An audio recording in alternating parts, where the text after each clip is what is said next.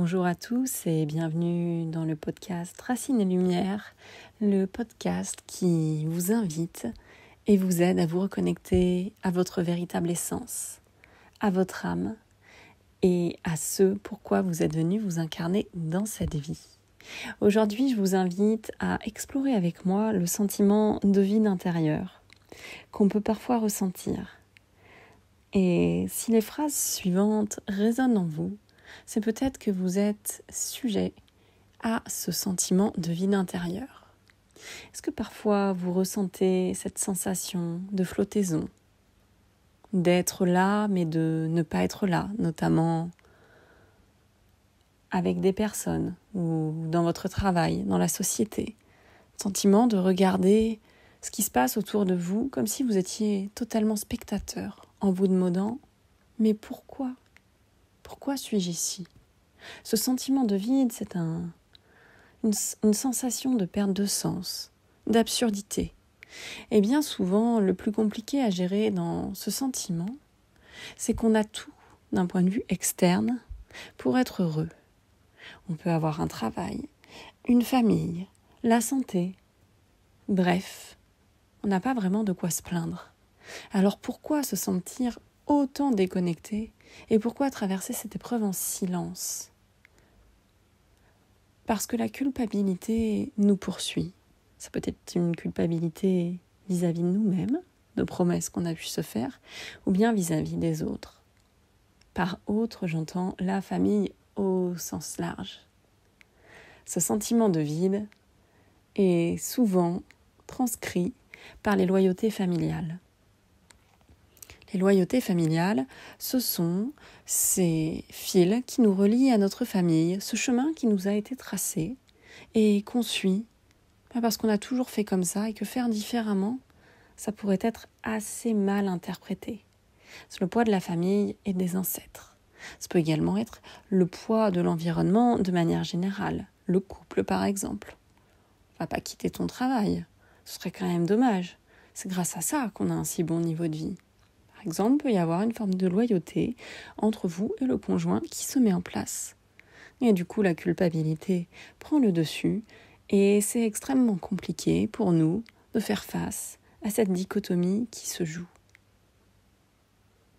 D'un point de vue purement physique, ce sentiment de vide va être le fait que vous êtes très dans votre tête, pas du tout dans votre corps, comme transpercé par ce qui peut se passer autour de vous.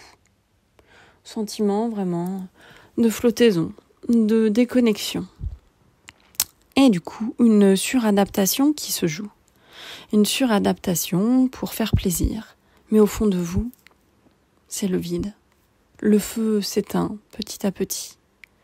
Vous perdez complètement votre énergie, votre vitalité.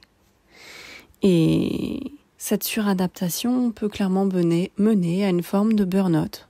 Le burn-out émotionnel.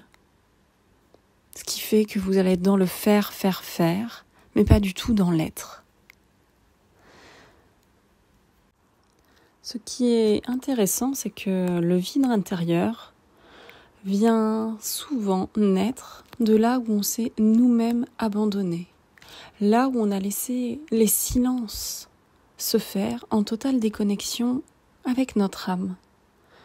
Je vais vous inviter ici à venir prendre une profonde inspire et une profonde expire par le nez. Et prenez un instant pour vous demander à quel moment vous vous êtes abandonné ou à quel moment vous vous êtes suradapté. Vous avez pu dire oui pleinement à quelque chose en pensant de tout votre être que c'était non. C'est dans ces cas-là que vous pouvez vous abandonner. Quand vraiment vous faites quelque chose à contre-cœur, sans même essayer de négocier. Il est important de faire des concessions dans la vie, on ne peut pas toujours imposer ce que l'on souhaite, mais il est aussi important de définir nos non négociables et ce qui va à l'encontre de notre essence profonde. Dans quel sujet vous êtes-vous totalement abandonné ? Est-ce que vous arrivez à prendre des moments pour vous, entièrement, à connecter avec vous-même, avec quelque chose qui vous fait vibrer. Prenez un instant pour ressentir ce que ce vide en vous vient dire. Et dans quel endroit vous le ressentez, ce vide intérieur, quand vous connectez à votre corps. Est-ce qu'il est plutôt logé au niveau de votre bassin, de votre périnée? Auquel cas, vous pourriez avoir un vide lié à un manque de sécurité intérieure. Est-ce qu'il est plutôt logé au niveau du haut du ventre, au niveau du plexus solaire? Ce qui pourrait renvoyer à un manque de confiance en vous? Est-ce qu'il est logé au niveau du chakra du cœur, au centre de la poitrine?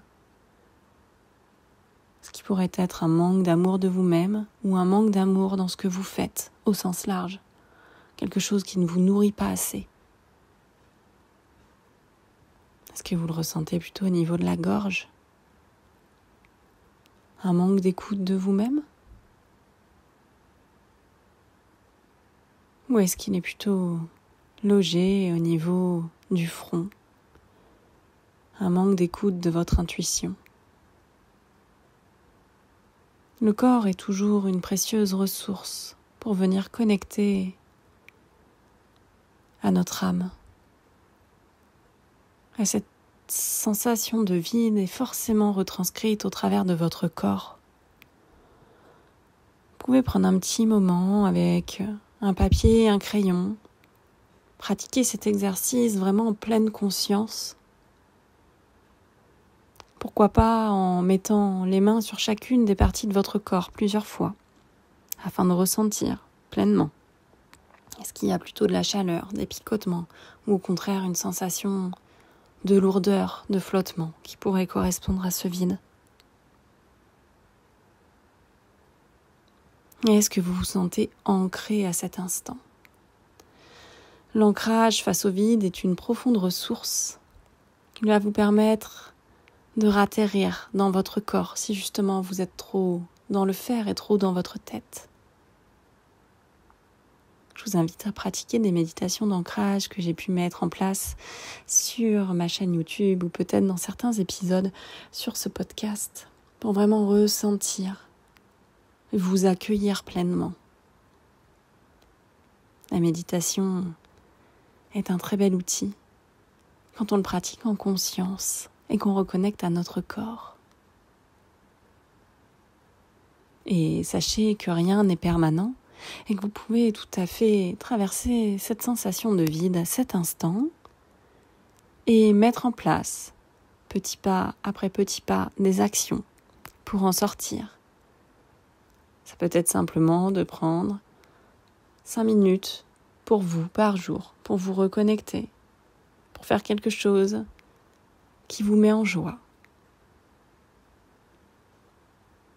Commencez à poser vos limites, à dire non quand vraiment vous sentez que c'est pas ok pour vous.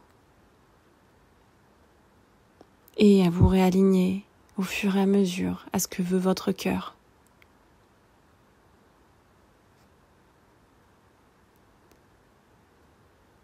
Il est important de vous écouter pour ne pas aller au-delà de vos capacités. Je vous souhaite à toutes et à tous une très belle soirée ou une très belle journée et on se retrouve très bientôt pour un prochain épisode. Namasté.